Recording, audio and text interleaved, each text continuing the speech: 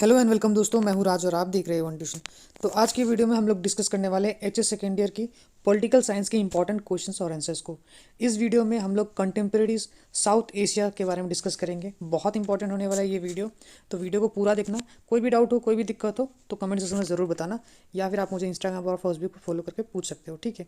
तो चलिए फटाफट देर न करते इस वीडियो को स्टार्ट करते हैं। तो सबसे पहले देखो, हम लोग शॉर्ट क्वेश्चन से स्टार्ट करेंगे। अगर पसंद आए वीडियो तो पीडीएफ चाहिए तो डिस्क्रिप्शन में दी गई लिंक पे जाके छोटी सी पेमेंट करके ये पीडीएफ इंपॉर्टेंट क्वेश्चंस की ले सकते हो। तो सबसे पहले हम लोग स्टार्ट करते हैं। What is mean by south Asia. तो साउथ एशिया का मतलब क्या है? तो देखो, साउथ एशिया जो है एक ऐसा रीजन है जिसमें कई सारे कंट्रीज आते हैं, जैसे कि बांग्लादेश, भूटान, इंडिया, पाकिस्तान, नेपाल, श्रीलंका और मालदीव्स, है ना। एज वेल एज कुछ कंट्रीज और भी हैं, लेकिन इनको ही मोटा माटी साउथ एशिया के बारे में जाना जाता है। Is China a part of south Asia. क्या चाइना साउथ एशिया का पार्ट है? तो नहीं, चाइना साउथ एशिया का पार्ट नहीं है। Which was the first country to liberalise its economy in south Asia. तो श्रीलंका वो पहला कंट्री था जिसने अपनी इकोनॉमी को लिबरलाइज किया।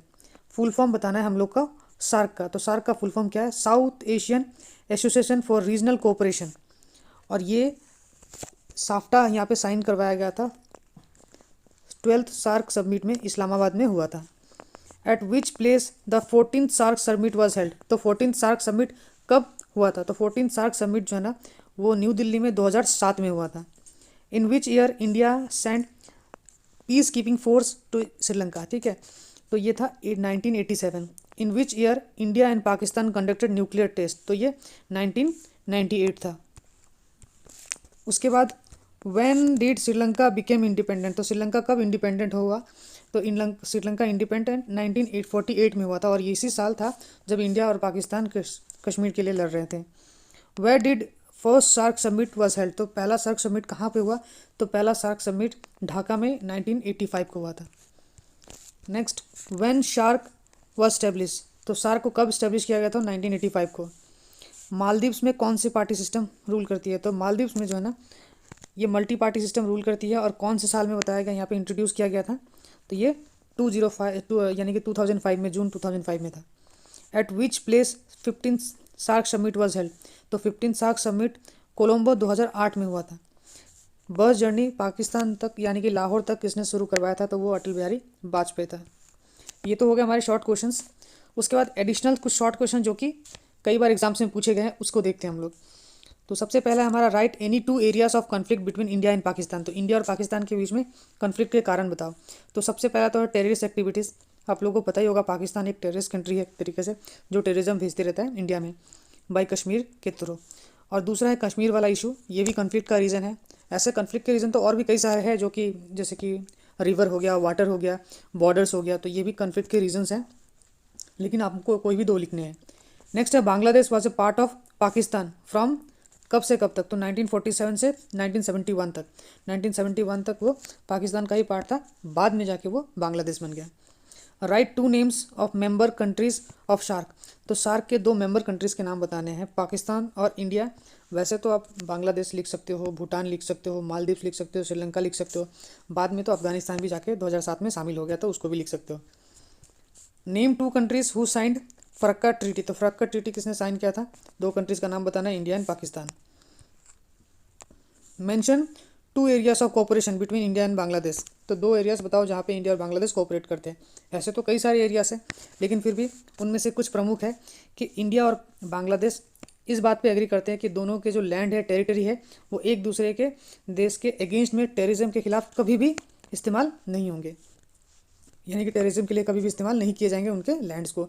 और दूसरा है both the countries have agreed to pace and scope और cooperation in the field of economic and finance, यानी कि दोनों ही मिलकर तरक्की के रास्ते पे चलेंगे, फाइनेंस और बिजनेस से लेके कुछ भी रिलेटेड हो गया।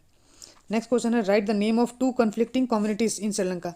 तो श्रीलंका में दो ऐसे कम्युनिटीज़ का नाम बताना है जिनके बीच में कॉन्फ्लिक्ट होता है। तो एक है तमिल और सिन्हालास के बीच में हमेशा कॉन्फ्लिक्ट बना रहता है। Mention two areas of disagreement between India and Bangladesh. तो इंडिया और बांग्लादेश के बीच में किस किस बातों को लेकर विवाद है? तो सबसे पहला तो गंगा वाटर, और दूसरा इलीगल माइग्रेशन जो कि इंडिया में बांग्लादेश की तरफ से होता है। Next, write names of treaty sign between India and Bangladesh. तो इंडिया एंड पाकिस्तान। तो इंडिया और पाकिस्तान के बीच में कुछ ट्रीटीज ऐसे हैं जो हम लोग बताने हैं। तो एक तो हो गया ताशकंद ट्रीटी और दूसरा हो गया Indus water treaty. Next question है हमारा write two causes behind the failure of democracy in Pakistan. तो इन पाकिस्तान में डेमोक्रेसी फेल होने का कारण, तो सबसे इंटरेस्टिंग बात तो ये है, आज तक किसी भी गवर्नमेंट ने 5 साल तक पूरा कोई भी गवर्नमेंट जो है ना पाकिस्तान में कंप्लीट नहीं कर पाया है। जब तो इसीलिए इससे बात आप समझ सकते हो कि डेमोक्रेसी तो पाकिस्तान में बिल्कुल नहीं है। कारण एक है, सबसे पहला तो मिलिट्री रूल, जो कि मिलिट्री द्वारा ही होता है कहा जाने पे, और दूसरा है डोमिनेंट रोल ऑफ टेररिस्ट, तो वहाँ पे टेररिस्ट का ही बोलबाला है, डेमोक्रेसी कोई चीज़ है ही नहीं वहाँ पे। mention the names of the countries which entered into the free trade agreement in December 1998। तो फ्री ट्रेड एग्रीमेंट यानी कि साफ्टा साइन करवाया गया था। तो इंडिया, पाकिस्तान, नेपाल, श्रीलंका, बांग्लादेश, भूटान और मालदीव्स, ये जो है 7 कंट्रीज़ ने मिलकर ये एग्रीमेंट को साइन किया था। तो ये 2 मार्क वाले सारे क्वेश्चंस थे। अब 4 मार्क वाले क्वेश्चंस देखते हैं। Discuss 2 factors which have contributed to Pakistan failure in building stable democracy. तो पाकिस्तान के स्टेबल डेमोक्रेसी को फेल करने में कौन से ऐसे 2 फैक्टर इंपॉर्टेंट रोल प्ले कर रहे हैं। तो सबसे पहला तो है सोशल डोमिनेंस। सोशल डोमिनेशन का मतलब ये है कि वहाँ पे सोशली मिलिट्री का रूल जो है ना वो बहुत ज़्यादा चलता है, मिलिट्री का दखल अंदाजी वहाँ पे बहुत ज़्यादा है। दूसरा, क्लर्जी और जो लार्ज ओनिंग एरिस्टोक्रेसी है, इनका जो है ना बहुत मेजर रोल है पॉलिटिकल सिस्टम में। वो लोग इलेक्टेड गवर्नमेंट को हटा देते हैं और मिलिट्री गवर्नमेंट को ले आते हैं। तो जैसे कि मैंने आप लोगों को बताया कि जो इलेक्टेड गवर्नमेंट है वो आज तक 5 साल पूरा कर ही नहीं पाया है पाकिस्तान में। और दूसरी बात है टेररिज्म। तो टेररिज्म पाकिस्तान को माना जाता है ग्लोबल इस्लामिक टेररिज्म, यानी कि आतंकवादियों के लिए एक जन्नत की तरह है पाकिस्तान। नेक्स्ट क्वेश्चन है, mention 2 areas of both conflict and cooperation between India and Bangladesh. तो कॉन्फ्लिक्ट और कोऑपरेशन दोनों के बारे में बताया। तो शेयरिंग ऑफ गंगा, ये कॉन्फ्लिक्ट का रीजन है, गंगा एंड ब्रह्मपुत्र का रिवर का जो वाटर है। दूसरा, इलीगल इमिग्रेशन ऑफ इंडिया में जो इलीगल इमिग्रेशन होता है बांग्लादेश से, वो सबसे बड़ा प्रॉब्लम है इंडिया के लिए। और दूसरा तो गंगा और ब्रह्मपुत्र का जो वाटर है वो भी एक बहुत बड़ा प्रॉब्लम है वाटर शेयरिंग को लेके। और नेक्स्ट जो कोऑपरेशन है वो तो इकोनॉमिक में तो है ही, जैसे मैंने आप लोगों को बताया। और दूसरी बात मैंने ऑलरेडी एक आपको बता रखा है कि दोनों के ही लैंड जो है ना एक दूसरे के खिलाफ यूज़ नहीं होंगे टेररिस्ट को लेके, यानी कि टेररिज्म को लेके। What is look east policy. तो लुक ईस्ट पॉलिसी क्या है। तो लुक ईस्ट पॉलिसी को लॉन्च किया गया था 1991 में, to increase great cooperation between the India और साउथ ईस्ट एशियन जो नेशन है उनके बीच में कोऑपरेशन के लिए ये लुक ईस्ट पॉलिसी को लॉन्च किया गया था। इससे क्या होता है, फ्रीली ट्रेड इंडिया कर पाता है साउथ के कंट्रीज़ के साथ, ये एक एडवांटेज प्रोवाइड करवाता है। ठीक है, तो ये लुक ईस्ट पॉलिसीज़ है। Point out the reasons which lead people of east Pakistan for liberation movement. तो सबसे पहला इम्पोर्शन ऑफ उर्दू लैंग्वेज, और दूसरा हमारा people of east Pakistan felt dominated culturally linguistic in a particular. तो यहाँ पे मतलब ये ईस्ट पाकिस्तान के बारे में बताया गया था, जो कि अभी बांग्लादेश है, वहाँ पे ज़बरदस्ती से उर्दू थोपा गया था, जबकि वहाँ पे बांग्ला स्पीकिंग के लोग ज़्यादा थे।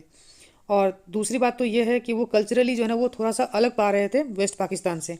पॉलिटिकल डिस्प्यूट तो था ही, east Pakistan was being exploited economically उनको बहुत ज़्यादा एक्सप्लॉयट किया जा रहा था।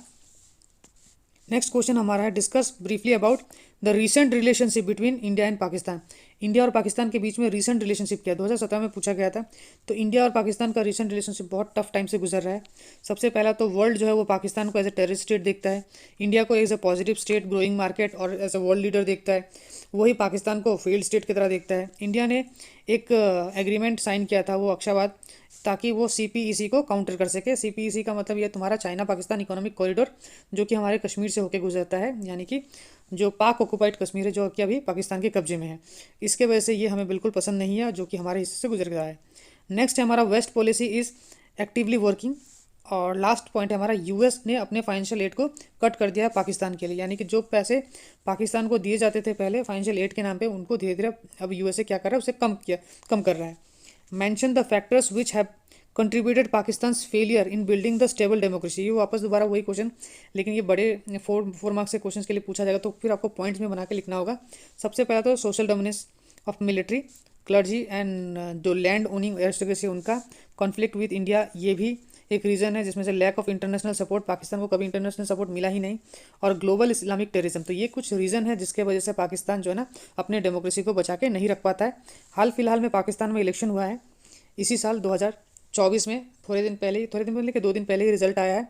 और वहाँ पे जो है सिंगल लार्जेस्ट जो पार्टी है, आपको जान के हैरानी होगी, इंडिपेंडेंट कैंडिडेट्स वो सिंगल लार्जेस्ट पार्टी तो नहीं कह सकते हैं, मतलब किसी भी पार्टी को मेजोरिटी नहीं मिला है और ना ही वो लोग गवर्नमेंट फॉर्म करने के किसी भी रूप में। तो ये हालत है पाकिस्तान का। अब चलो 6 मार्क वाले क्वेश्चन देखते हैं। What does SAFTA stands for?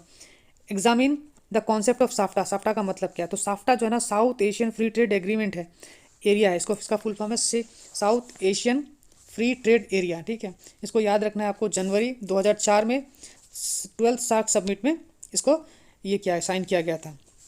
उसके बारे में यहाँ पे लिखा गया पाकिस्तान, बांग्लादेश, भूटान, इंडिया, अफगानिस्तान, मालदीव्स, नेपाल, श्रीलंका, और इसके मेन ऑब्जेक्टिव्स क्या है? ताकि प्रमोट कर सके competition in the area, to provide equitable benefit to the countries involve in it, ठीक है।